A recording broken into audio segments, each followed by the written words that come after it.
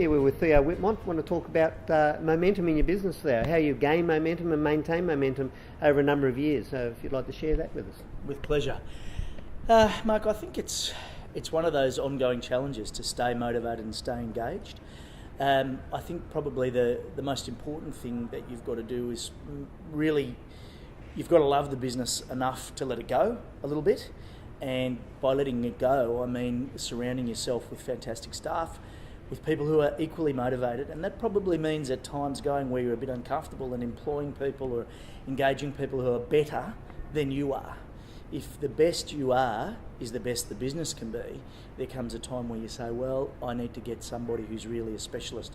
And whether that means social media or whether it means advertising and marketing, whether it means in-house guest services, there's a wealth of experience out there, and as our industry has matured, people want to become involved. I think 15, 20 years ago, saying to somebody to leave the resort industry, well, come and work in a holiday park, that would be a real step back.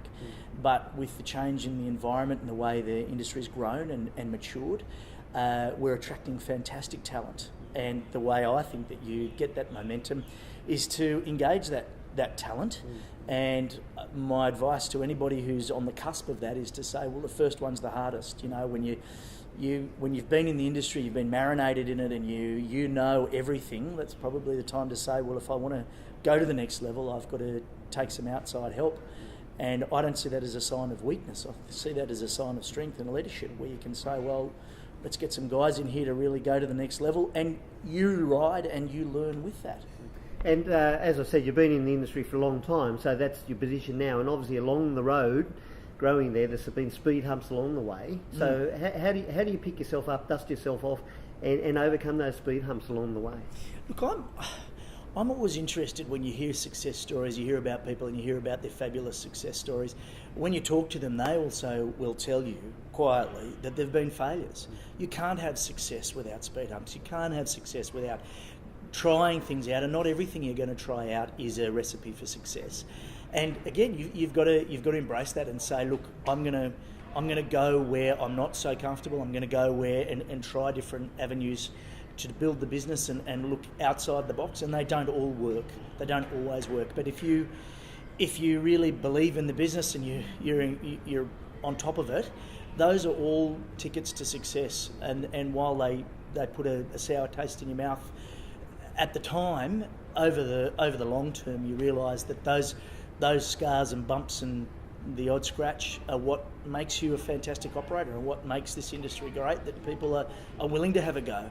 I think if you're not having the odd miss, you're probably not challenging the business to do the best it can do. So let's not be too proud. Let's say, well, I'll give it a shot, and if it doesn't work, well, dust yourself off and have another go. I mean, this is an industry where there's heaps of support. People want you to do well. It's not an industry where you don't have support from your peers. I think, I look around at a caravan show or a conference. You go to a CRVA conference, and everybody there wants you to do well. And if that's not an environment where good people can succeed, I don't think there is one. Theo, that's inside your personal business. Obviously, you have a position as President of New South Wales as well. And from an association point of view, how do we drive momentum, across an industry, in your view? Mark, I think the industry has a lot of challenges in front of it, but those challenges are opportunities.